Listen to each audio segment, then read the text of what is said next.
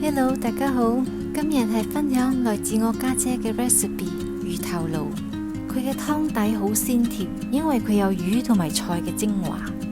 煮完咗嘅魚又滑，入口又即化。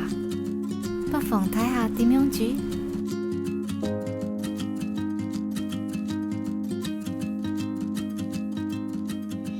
買咗大概1 kg 嘅馬鮫魚頭返嚟，洗乾淨之後斬開佢一嚿嚿。如果嫌麻煩嘅話，可以叫魚販幫你斬開佢。放醃料之前，記得用廚房紙印乾先，跟住就灑1茶匙鹽，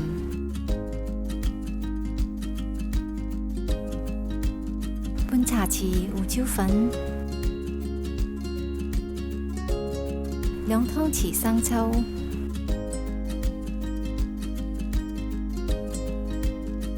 ，2湯匙蠔油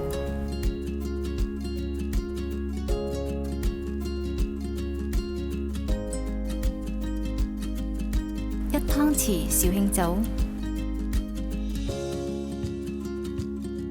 ，1大湯匙生粉，然後撈勻佢。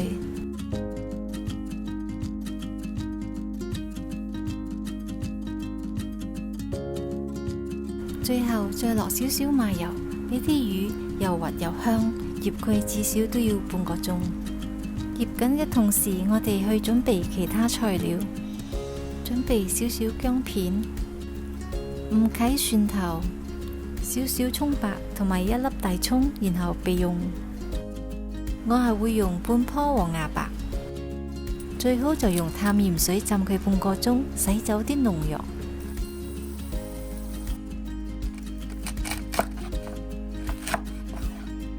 半粒芋頭，批咗皮之後切成手指公咁樣嘅大細。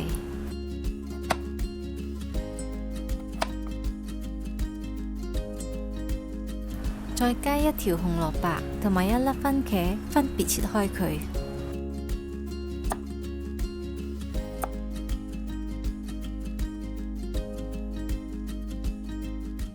材料就準備好啦，而家去熱隻鑊，加啲油。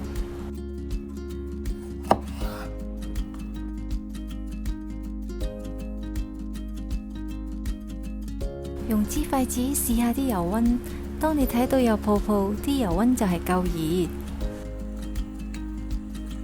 放入頭先切好咗嘅芋頭，炸到佢金黃色。炸過嘅芋頭會比較香，同埋煮嘅時候冇咁容易爛，所以呢個步驟係必須要做嘅。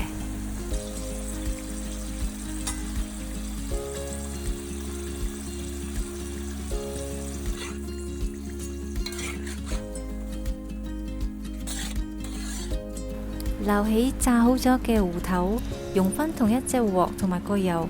而家我哋就放魚頭落去炸。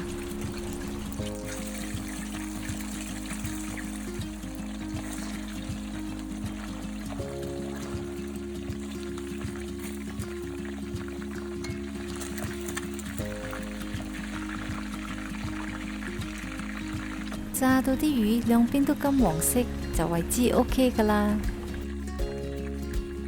跟住我哋就準備一個煲，放1湯匙嘅油，放薑片同埋蒜頭落去炒到佢有微微嘅金黃色，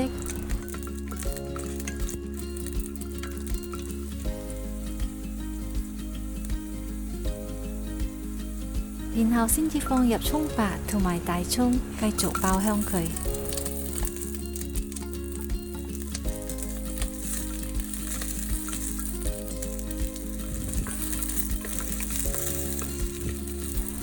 爆香咗之後，我就會加已經熬咗2個鐘嘅雞湯落去。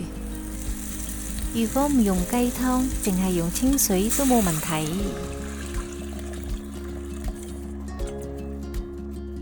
放完個雞湯，而家就放晒啲黃芽白、紅蘿蔔同埋芋頭落去燜佢半個鐘。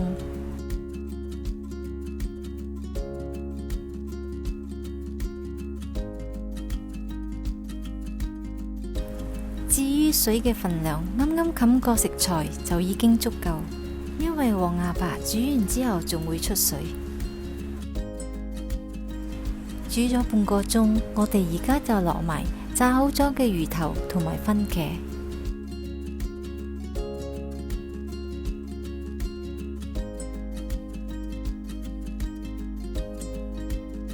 繼續用中細火煲佢半個鐘。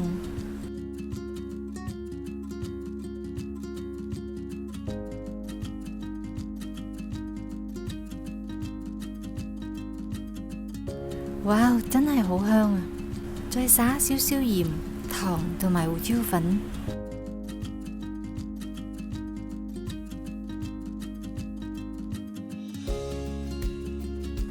如果需要，可以落多半湯匙嘅蠔油調下味。最後落埋1湯匙嘅紹興酒，呢一煲魚頭鱸就完成啦。如果中意我今日嘅分享，就幫我分享、留言、點讚、訂閱。我們下期再見，拜拜。